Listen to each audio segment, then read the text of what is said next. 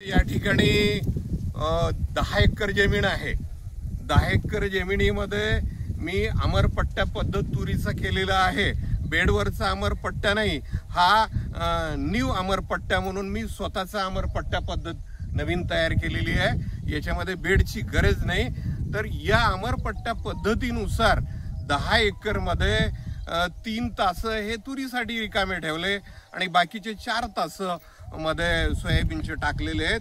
हे 4 तास टाकल्याने असताना माझी 2 एकर जमीन सडक तळ ह्याच्यामध्ये गेली असेल असं माझा अंदाज आहे। म्हणजे राहिली 8 एकर जमीन वरती खाली असलेली, त्या 8 एकर जमिनीमध्ये जवळपास 4 एकर हे सोयाबीन आहे कम्प्लीटली आणि 4 एकरला 44 किलो बियाणं वापरण्यात आलेलं आहे। आणि या 44 किलो मध्ये माझा खर्च कसा कमी झाला तर 2-3 बॅग कमी झाल्या।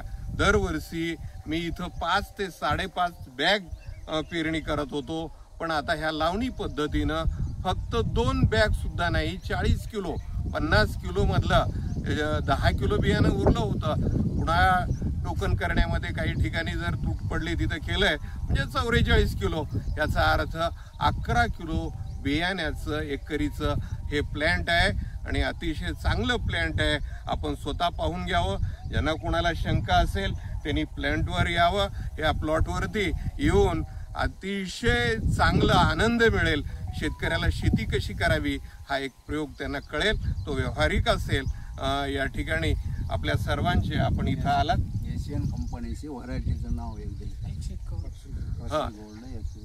एशियन कंपनीचं कृषी गोल्ड 151 हे पांढऱ्या फुलांचं बियाणं अतिशय चांगलं बियाणं आहे। जरी त्याला एका शेंगामध्ये 3च दाणे भरत असले तरी त्यांचं वजन मात्र इतरांपेक्षा जास्त आहे आणि ते तुम्हाला दिसून येईल। आपल्या सोबत असलेल्या या झाडाचा बुंदा जर पाहिलात, खोड पाहिलात तर तुम्हाला जाणीव होईल की हे सोयाबीन आहे की आणखी काय आहे।